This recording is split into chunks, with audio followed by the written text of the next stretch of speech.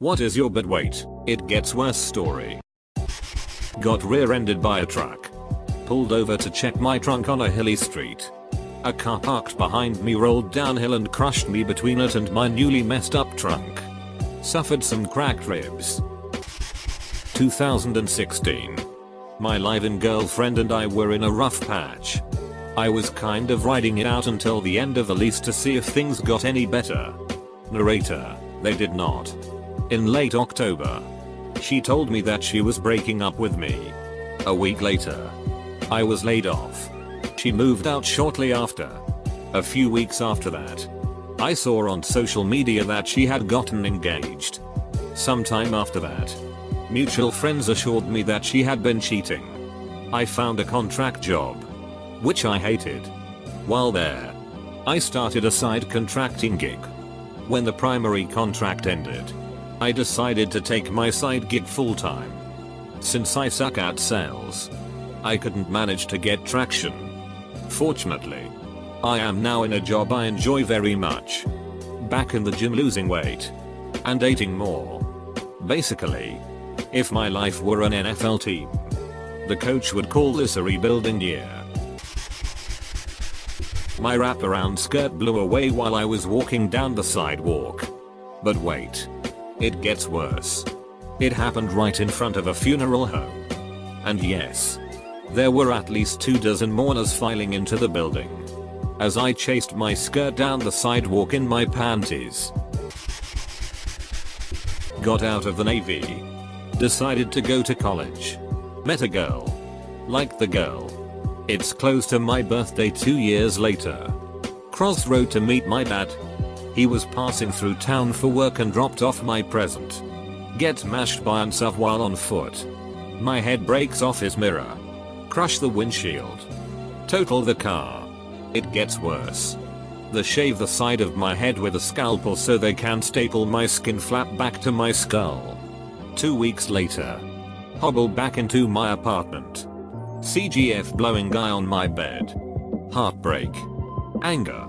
Pain. I'm a Sith Lord by now. Should have stayed in the Duckin Navy. Too crippled to re-enlist. Thanks God. I was at a country concert in the middle of June and was dancing with some friends and all of a sudden they disappeared. I was pretty drunk. As I'm leaving to go find them, this girl grabs my hand and we start dancing. One thing led to another and we started making out. Until at one point she pulls away and says I don't think my boyfriend would like this. I tell her I'm going to grab a beer to get away and she grabs my hand and says she'll come with me. Here's where it gets worse. I run into a customer from the store I work at and start chatting with him. The girl with me starts chatting with the customer's girlfriend. All of a sudden I hear her tell the customer's girlfriend, yeah, it's my birthday in September. I turn 18 inches. Noped out of there so fast. 2014. My mom died in May. Then her Bichon poodle, Katie, died. My father dies 9 weeks 4 days after my mom. Just 4 days before my birthday. 1 week after he passed. My roommate got drunk and drove my car into the front of the house we were renting. On the day of my father's funeral my roommate moved put without notice and steals some of my belongings. Now we're in September and my boyfriend has a grand mal seizure and requires hospitalization. October 2014 my mother's other Bichon poodle has seizures and dies. My soul locked his keys in his car about 6 weeks ago. Well, only the hidden key that lives inside the fob. But you see, the unlock key on the fob is broken. So the key is required to enter the car. And the fob fits into the ignition. He had no other choice than to open the trunk with the fob. Punch out the small trunk access door that's behind the backseat armrest. Find the lever to lower the rear seats by shoving his body through the tiny door. Crawl through the car. And retrieve his key in the front seat. I also forgot to mention that the alarm was blaring this whole time. He finally gets through to the front seat. Starts the car. And hills the alarm. Exhausted. With bloody knuckles and scrapes all over. He gets out of the car and shuts the door behind him. It is then that he realized he had left the keys on the seat. Again. And the door had locked behind him. He turned and gave a swift punt to his tire out of frustration, immediately snapping his third metatarsal, breaking his foot. He then had to repeat this scenario to get his keys out, this time with a broken foot. He just got his boot off last week. In college I had a few friends over my dorm to hang out. I was really interested in this girl, so I approached her, asked her if she was interested in me. She said gross. Never with you. Then started throwing up in my room. But wait, it gets worse. I head across the hall to borrow a mop.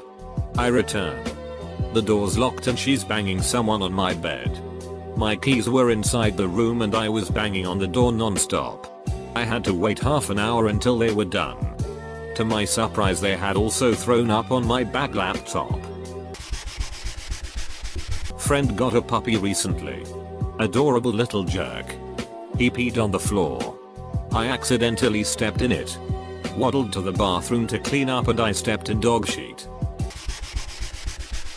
My dad was making huge progress dealing with depression and other personal demons. About to start work on a new career and had a new lease of life. As cheesy as it sounds, everything was starting to feel like it was getting better and life was good. Then he died of heart disease in his sleep. A few months after getting the all clear from cancer. That was his second fight with cancer. He died 4 days before his birthday. And 3 days before my mum's birthday. I stepped on a nail that went clear through my boot and into a bone in my foot. But wait. It gets worse.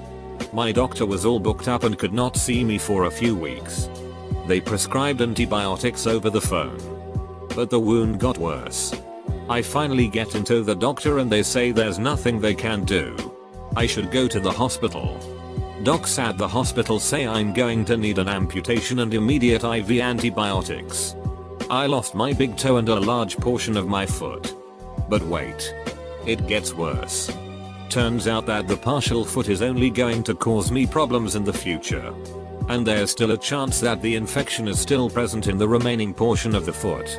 I end up getting a second amputation about 4 inches below the knee.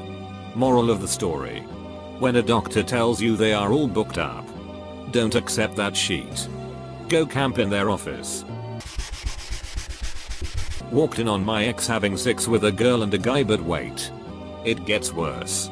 Told her it was time for her to move. 3 days later she shows up to get her stuff and smashes me in the face with a table lamp. Police show up and arrest me, but wait. It gets worse. Sitting in the cell for a few hours, then 2 detectives come and take me to an interrogation room. They have my pistol sitting on the table along with ammo and a few knives. Okay, no big deal, but wait. It gets worse. One of the detectives leaves. Comes back a minute later and slams a sawed-off shotgun onto the table. WTF? Apparently her new beau had hidden it in the furnace room. Took 7 years and cost about $10,000 in lawyer's fees to get my record cleared, but wait. It gets worse. Itch gave me HPV. Me and my fiancée lost our kid due to miscarriage. But wait, it gets worse. She has a mental breakdown. Which I completely understand and did everything I could to support her. But she splits. So I've lost my child and my fiancée. But wait, it gets worse. I have to go to work the next day. And my car, which had issues, but still ran, ended up completely breaking down on the way to work. But wait, it gets worse.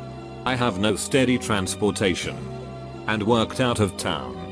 And so because I was unable to get to work, I lose my job. But wait, it gets worse. With no job. And no transportation. I'm in a very bad financial situation. And can't afford rent. So I lose my place. Last year was a very rough year for me. I lost everything I had in a short period of time. And lost a very close relative to suicide a few months later as well. 2017 was a very rough year for me.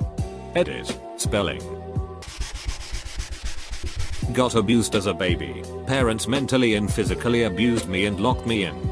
I was so mentally ill that I didn't even know how to talk to others. So of course I got bullied at school. Luckily they put me in a home at 13. When I started therapy. But started self-harm too. Cutting to the bone. Drinking chemicals. Burning myself. I cannot wear any clothes that show my arms and legs ever since. I've attempted suicide a few times. Of which one was by overdose. I have heart problems from that still. I got raped a few times by different people. Was homeless. Gained weight. Became a drug addict. Just when, after 7 years of therapy, I started to feel better and decided to do what I love and started to study design. I got an eye disease that left me almost blind. Nevertheless, I am happier than I've ever been today. Although I live alone and am very lonely sometimes.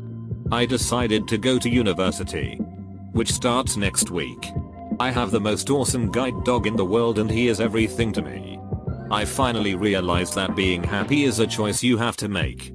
No matter the circumstances. My boyfriend breaks up with me and so I come into work sobbing and inconsolable. I go to the bathroom and manage to clog the one toilet we have, so I spent 2 hours locked in there unclogging it. Then finally I can go home, and on the way back my tire bursts and I spin out of control on the freeway. Crashing into the side of the road. But wait. When I finally arrive home I call up my friend crying. Saying I can't believe what has just happened today. She says, dude, I know Donald Trump is president. I blame myself for saying after the toilet clogging that things couldn't get any worse. Lost my house and both cars with my girlfriend to Hurricane Florence. We were renting. It flooded. Girlfriend loses job. I luckily work from home. But it gets worse. Had $65 renter's insurance that didn't cover flooding because we weren't in the flood zone. Swayed us into being okay. FEMA only gives a $1,000. Lost everything. Barely scratches the surface of just trying to relocate. Displaced our 8x8 room with a friend with girlfriend and our 2 dogs. We were originally in North Carolina. Now in Virginia Beach. Have to keep driving back and forth to NC on a rental car. Been doing this almost a month now. Didn't know anyone I could stay with in NC and the shelter made it impossible for me to continue to work from home, so we had to find friends here. Our lease has been terminated but owners want to keep the security deposit. They want to fight us in court for this money we desperately need. Even started demoing the house as we were still trying to get whatever stuff survived out. 2 days ago as of today. Girlfriend ends our 4-year relationship. Perfect timing, right? Losing her and my 2 dogs. Can't really figure out why, I'll probably find out soon. Virginia Beach is about to get hit by the next Hurricane Michael. Looks to be only a tropical storm by the time it gets here. I will keep this updated if it gets much worse. It hasn't stopped. My last month and a half. First my phone broke. Paid for that. Then my hard drive failed. Paid for that. Job rescinds offer. Ouch. Pay for school out of pocket. Ouch. Other job cuts hours down to 30 for the month. Triple ouch. Get food poisoning my first day of class. And then I was hit by a car that destroyed my bike and now I'm embroiled in an insurance battle. Didn't get the job at the place I wanted to. When I tell this story of events to my friends they just look at me expecting another, but wait, it gets worse. Cognitively reframing this, phones break. The repair wasn't a whole new phone. That's great.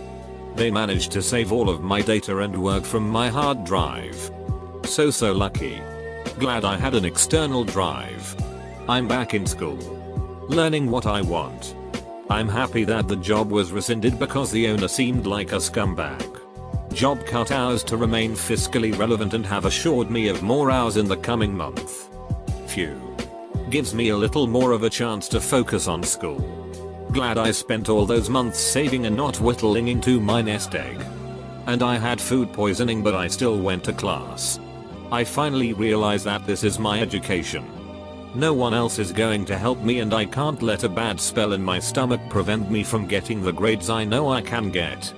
Being hit by a car sucks, but I'm silly lucky to be alive and will most likely be made whole due to this reckless asshole's behavior. I've been eyeing a new bike for a few months, so hopefully I'll have a new one before the season shuts down entirely.